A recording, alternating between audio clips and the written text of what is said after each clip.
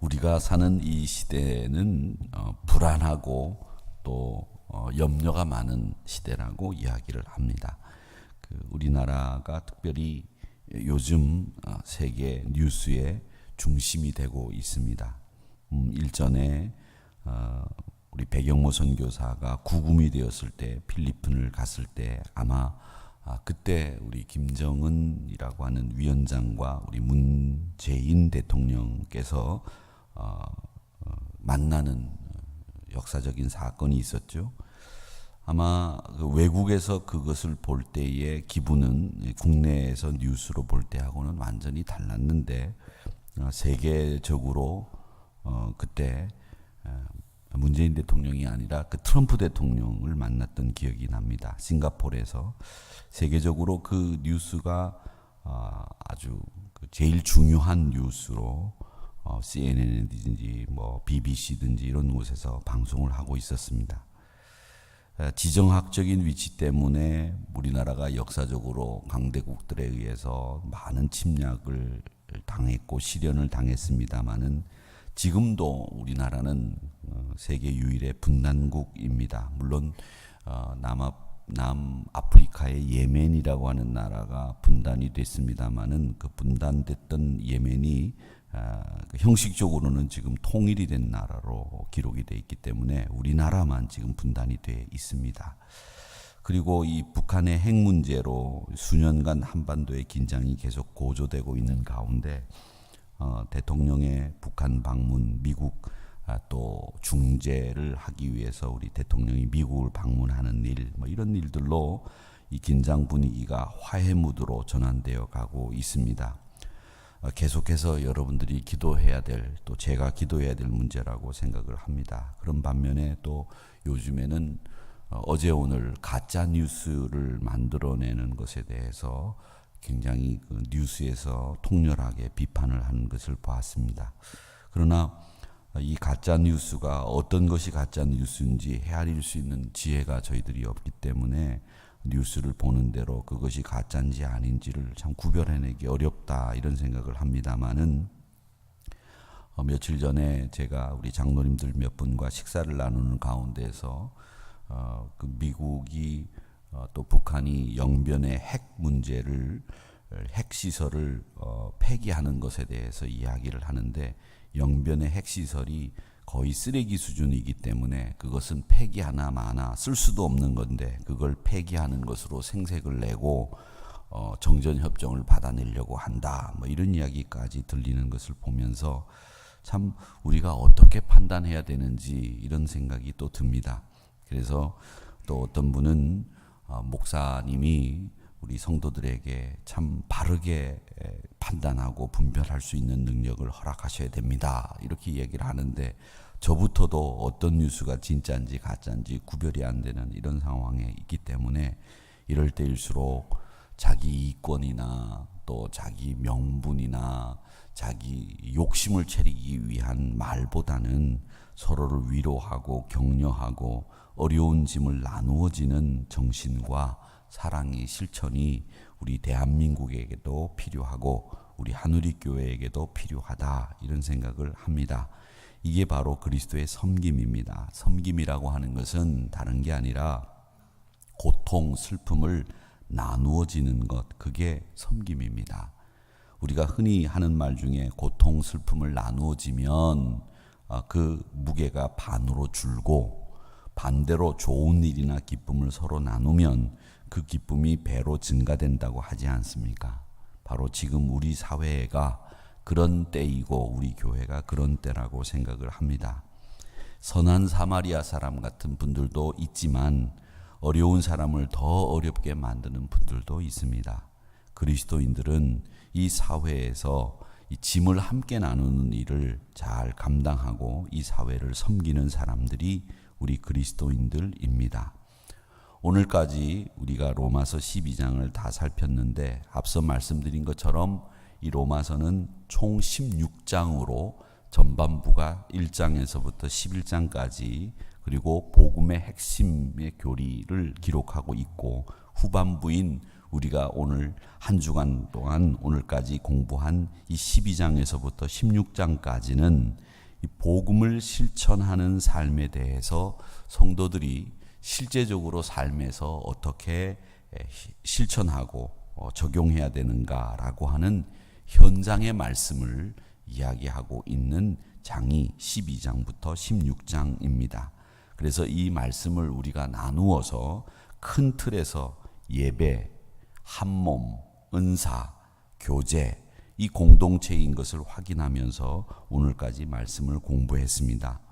이 말씀에서 우리가 여러 가지 깨달아야 될 것들을 알았는데 오늘은 섬김 공동체라고 하는 말씀으로 은혜를 나누면서 바인넷 전도 운동 그리고 부흥회를 준비하도록 해야 되겠습니다.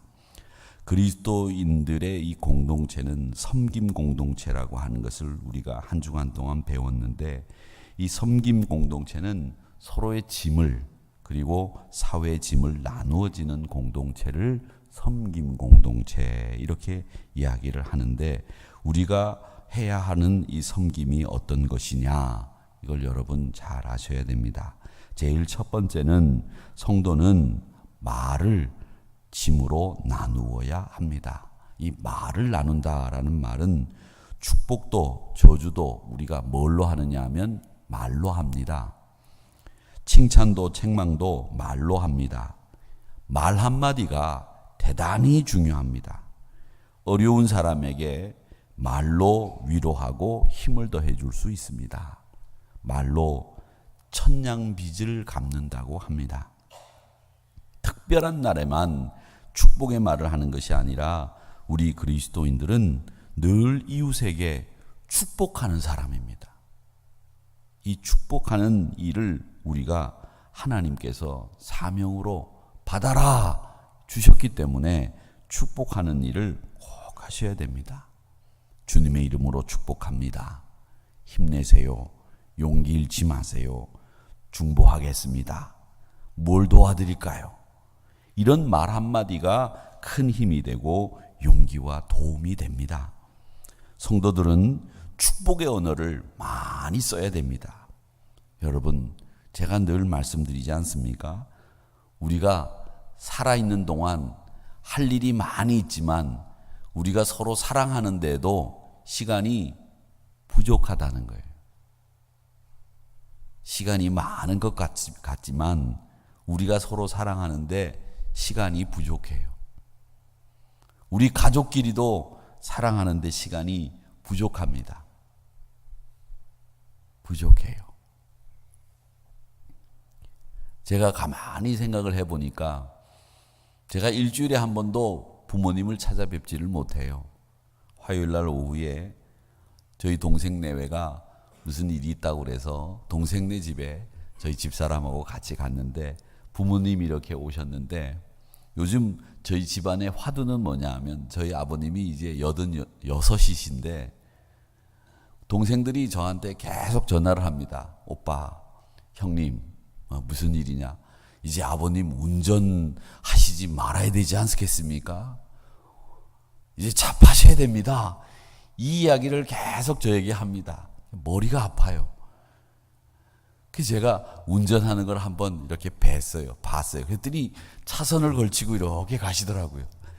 그래서 이거 운전을 하시지 말라고 말씀을 드리고 싶은데 아버님은 저한테 전화를 걸어서 윤 목사, 네 엄마가 그래도 차가 없으면 불편하다고 해. 이렇게 이야기하는데 사실은 당신 마음을 저한테 얘기하는 거죠.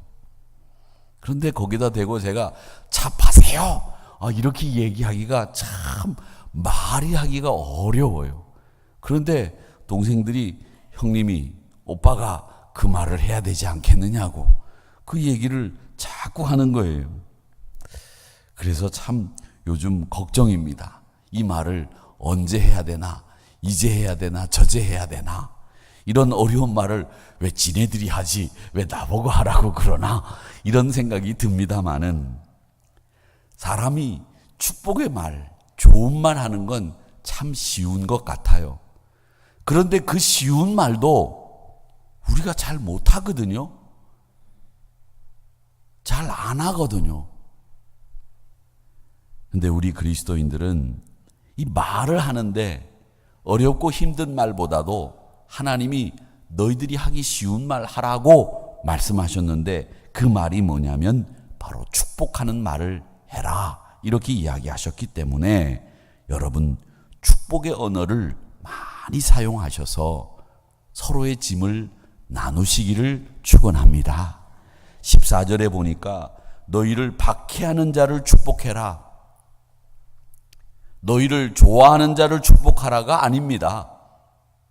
너희를 박해하는 자를 축복하고 저주하지 마라. 이 말씀은 우리의 좋은 이웃은 물론 나를 핍박하고 어렵게 하는 사람도 축복하는 이웃이 진짜 좋은 이웃이라는 겁니다. 여러분, 그리스도인들은 매일 정월 초하루여야 하고 매일 성탄절이어야 합니다. 매일 서로를 축복하고 지내는 사람인 것을 잊지 마시기를 바랍니다. 우리 그리스도인들이, 특별히 좋은 그리스도인들은 축복 잘하는 그리스도인들인 것을 잊지 마십시오. 비평, 험담, 비난, 불평 우리 입술에서 싹 지우시기를 바랍니다. 오늘 여기 앉으신 분들만큼은 우리 입술에서 그런 말이 나가지 않고 항상 축복하는 말이 여러분의 입술에서 나가기를 주님의 이름으로 축원합니다. 한 입에서 쓴물과 단물이 나올 수 없다고 말씀하지 않았습니까? 여러분 입술에는 늘 단물이 흘러나오기를 축원합니다. 그 다음 동고동락하는 신앙생활을 하셔야 됩니다. 동고동락입니다. 15절의 말씀에 보면 즐거워하는 자들과 함께 즐거워하고 우는 자들과 함께 울어라 그렇게 이야기를 합니다. 이걸 우리가 사자성어로 동고, 같을 동자에 어려울 고자, 같을 동자에 즐거울 낙자 써가지고 동고동락 그렇게 이야기를 합니다. 성도는 같이 즐거워하고 같이 슬퍼하는 사람입니다. 남의 고난에 동참해주고 남의 기쁨도 내 기쁨으로 여기는 사람이 바로 우리 성도들입니다. 성도들은 이 감정을 나누어 가질 수 있는 사람들이어야 됩니다. 이런 성도들이 모인 교회가 아름다운 신앙 공동체이고 천국 생활을 하는 거죠. 우리가 교회 생활이라고 하는 것은 바로 천국을 미리 여기서 연습하고 미리 사는 것을 말하는 겁니다. 초대교회가 왜 우리에게 모범적인 교회가 되고 왜 초대교회를 본받자고 말하느냐? 하늘나라, 그 하늘나라의 생활을 초대교회 신자들은 이미 그들의 삶 속에 끌어다가 경험하고 있었기 때문에 그 사람들을 초대교회 성도라고 부르고 우리가 본받자 하는 겁니다. 초대교회가 교리가 있었습니까? 조직이 있었습니까? 뭐가 있었습니까? 아무것도 없었습니다. 그런데도 우리가 초대교회를 본받자라고 하는 것은 다른 이유가 아니라 그들은 이미 천국을 경험하고 산 사람들이었기 때문에 초대교회를 본받자고 하는 겁니다. 근데 이렇게 생활하는 게 쉽지 않습니다.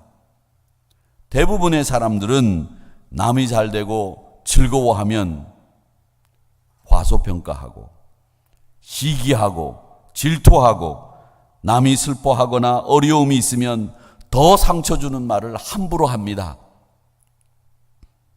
제가 명절 때 두 영화를 봤다고 말씀을 드렸죠. 한 영화가 The Miracle from Heaven이라고 하는 영화였다고 말씀을 드렸는데 그 영화에 보면 그 딸이 점점 장이 폐색이 되어가고 점점 장이 이제 활동을 안 하는 이런 병에 걸려서 죽을 지경에 이르렀습니다. 그런데 그 교회에서 중진들이라고 하는 여자분들이 그 주인공을 불러요. 그리고 뭐라고 그러느냐 하면 아무개, 야, 너 혹시 죄를 지은 거 있느냐? 네가 죄를 지었기 때문에 네 딸이 이렇게 됐다. 그러니 네가 죄부터 회개하는 게 순서인 것 같다. 이렇게 책망 비슷하게 권면이라고 그런 말을 하는 장면이 나오더라고요.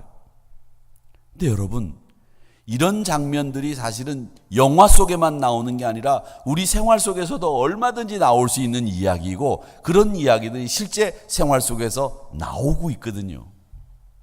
누가 아프거나 누가 곤란한 일을 당하면 너 죄지어서 그렇다.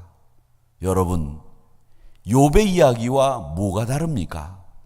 욥의 세 친구가 아내가 도망가고 자식들이 집이 무너져서 한날 한시에 죽어버리는, 그리고 재산을 다 잃어버리는 그 상황 앞에서 세 친구들이 한 말이 뭐였느냐? 그 말을 한마디로 요약하면, 욥, 네가 죄 지은 게 많아서 그러니 너부터 회개해라. 이게 욥의 세 친구들이 일관적으로 한 말이었어요. 욥기서가 우리에게 말하는 게 뭐냐? 여러분, 판단하고 정죄하고 죄를 묻는 건 하나님의 일이니 너희들은 그 일에 상관하지 말라, 이렇게 말씀하고 있고, 오늘 이 말씀에서도 이렇게 이야기하고 있습니다. 사랑하는 자들아, 19절에서 너희들이 친히 원수 갚지 마라. 하나님의 진노하심에 맡겨라. 네가 왜 나서서 화를 내고 네가 왜 나서서 원수 갚으려고 하니? 너는 원수 갚는 사람이 아니야. 네가 화내는 사람이 아니야. 화는 내가 낼게. 원수 갚는 건 내가 할게. 너희들은 뭐만 해? 사랑하는 일만 해. 축복하는 일만 해. 이게 오늘 말씀의 주 내용이에요. 화내지 마세요. 진노하지 마시란 말이죠. 원수 갚지 마세요. 그건 하나님이 하시는 일이에요. 우리가 하는 일이 아니란 말입니다. 원수 갚는 일, 화내는 일, 그건 하나님이 하실 일. 우리는 사랑하는 일, 축복하는 일, 그 일만 하는 사람들, 이렇게 하나님이 정의 내려주셨거든요. 그러기에 우리는 상처 주는 말, 남이 슬퍼하는데 그런 말 하지 마시고, 나와 좋은 관계 안 있다고 할지라도 그 사람이 잘 되면 기분 나빠하고 그 사람이 잘못되면 은근히 즐기는 이런 것들이 우리에게는 있어서는 안 되겠다는 거죠. 우리가 그런 차원은 넘어서야 우리가 좀 자존심도 생기고 명예도 생기는 거죠. 우리 명예라는 게 뭐예요? 야, 나는 다른 사람 미워할 때 나는 사랑했어. 하나님 앞에 가서 당당하게 그런 이야기 할 수 있어야 되지 않겠느냐는 거죠. 그게 훌륭하고 수준이 있는 사람이죠. 그 사람이 박수 보낼 수 있는 사람입니다. 이런 이야기는 사실은 성령 충만이라는 게, 여러분, 뭐 쇠소리를 내면서 기도해야 성령 충만이 아니라 이렇게 살 수 있는 사람이 성령 충만한 사람이에요. 항상 기쁨이 있고 동고동락 잘하는 사람, 이 사람이 성령이 충만한 사람이라는 거 기억하시면서 초대교회와 같이 떡을 떼고 동고동락하는 우리 성도님들이 되시기를 주의 이름으로 축원합니다. 같이 한번 따라합시다. 동고동락. 동고동락. 누가 아파하면 얼굴이라도 아이고 얼마나 아프셨어요. 아, 그거 뭐 별로 안 아픈데 그렇게 혼자 엄살을 떨어. 어떤 게 좋아요? 듣기가 어떤 게 좋으세요? 아휴 많이 아팠겠다. 그게 듣기 좋죠? 그게 마음이 가죠? 아, 그거 하나도 아픈데 엄살 좀 그만 떨어. 맨날 아프다고. 이게 제가 저희 집사람한테 하는 말이에요. 아우, 또 남이 걸리니까 자기도 또 감기 걸려가지고 꼭 그렇게 속색인다고. 뭐가 그렇게 아프냐고, 뭐가 그렇게 춥냐고, 뭐가 그렇게 덥냐고. 아, 더워요, 춥고요. 한번 이해해 주자고요. 한번 이해해 주시기 바랍니다. 아셨죠? 오늘 가셔서 집에 가셔서도 한 번씩만 꼭 이해하고, 아유 그랬구나, 고개 한번 끄덕거려 주는 일 꼭 오늘 한번 하시기 바랍니다. 아셨죠? 누구에게든지 아우 그랬구나. 세 번째로 일치를 추구하는 삶을 살아야 됩니다. 오늘 16절에 보면 마음을 같이 하며 높은 데 마음 두지 말고 도리어 낮은 데 처하며 스스로 지혜 있는 채 하지 마라. 여기 말씀에서 서로 마음을 같이 한다라고 하는 영어 성경이 재미있습니다. 그 영어 성경이 어떻게 되어 있냐면 live in harmony라고 되어 있어요. 하모니. 여러분 하모니라는 거 잘 아시죠? 화음이 잘 맞는 걸 하모니라 그래요. 화음. with one another. 다른 사람들과 함께 살아가는데 어떻게 살 거냐? 하모니를 잘 맞추면서 살아라. 이 사람이 도 소리 내면 나는 솔, 혹은 이 사람이 도 내면 미, 이 사람이 미 내면 도, 이렇게 내야 된다는 거예요. 화음을 잘 맞추라는 거예요. 이게 같은 마음이 된다는 것, 같은 마음을 품는다는 거죠. 영어 성경을 보면 색다른 의미가 우리에게 다가오지요. 또 서로 하나가 되고 조화를 이루어야 되는데 높은 데 마음 두지 말라는 말은요, 무슨 말이냐면 네 스스로 프라이드를 가지지 말라는 거예요. 네 스스로 잘난 체 하지 마라. 잘난 척은 다른 사람들이 인정해 줄 때 그게 잘난 척이라는 거예요. 남 무시하지 말라는 말이기도 하고요. 또 스스로 지혜 있는 채 하지 말라고 했습니다. 그런데 여러분, 스스로 지혜 있는 채 하지 말라 여기 말씀에서 참 재미있는 게 채 하지 말라는 거예요. 이 말은 뭐냐면 너희 지혜 없다 이겁니다. 지혜 없다 이거예요. 채하지 말라는 말은 뭐냐면 너희가 지혜 있으면 지혜 있는 건데 지혜 있는 채 하지 말라는 거예요. 너희 지혜 없다는 거예요. 바보라는 거예요. 한마디로.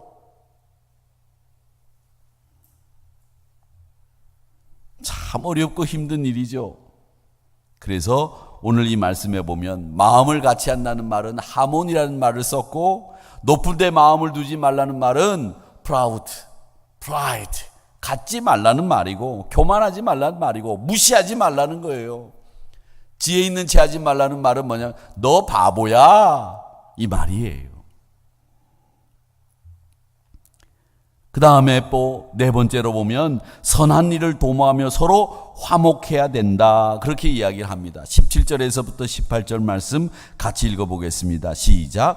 아무에게도 악을 악으로 갚지 말고 모든 사람 앞에서 선한 일을 도모하라. 할 수 있거든 너희로서는 모든 사람과 더불어 화목하라.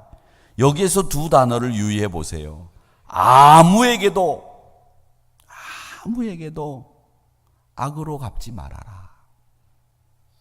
아무에게도. 또 모든 사람과 더불어 화목하라.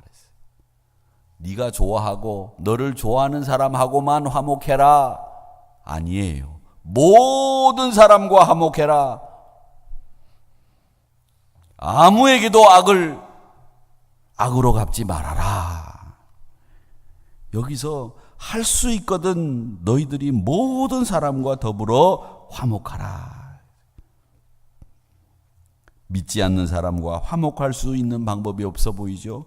그러나 그분하고도 화목하라는 거예요. 믿지 않는 사람하고도 화목하고 너를 싫어하는 사람하고도 화목하라는 거예요. 그러니까 믿지 않는 분들에게 더 말조심해야 됩니다. 남에게 선을 베푼 사람은 그 열매를 언젠가는 땁니다. 여러분, 제가 늘 말씀드리지만 우리 생활이라고 하는 게 늘 부메랑이에요. 부메랑. 던지면 다시 돌아오게 돼 있어요. 축복을 던지면 축복이 돌아오고 악을 던지면 악이 돌아오고 이게 원리예요. 남에게 축복을 빌었는데 내가 축복을 안 받아요? 받아요. 여러분, 남에게 축복을 많이 빌면 그 축복이 내 축복이 됩니다. 베드로전서 4장 10절에 각각 은사를 받은 대로 하나님의 여러 가지 은혜를 맡은 선한 청지기 같이 서로 봉사하라.